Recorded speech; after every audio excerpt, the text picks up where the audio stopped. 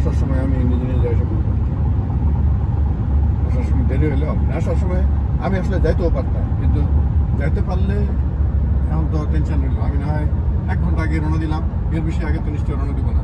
আমার বাস গাড়ি দিয়ে যেতে লাগে আধা ঘন্টা, আমি ডাবল টাইম নিয়ে রওনা দিলাম। তারপরেও আমি যদি বাস পাই 10 মিনিট পরে, তারপরে যদি 10-15 মিনিট সামহ দেরি করে, কারণ সানডেতে একটু আস্তে আস্তে আসে, তারপরে যদি আমি যে জোন বাসটা মিস করি, কনফার্ম 15 মিনিট ওইটা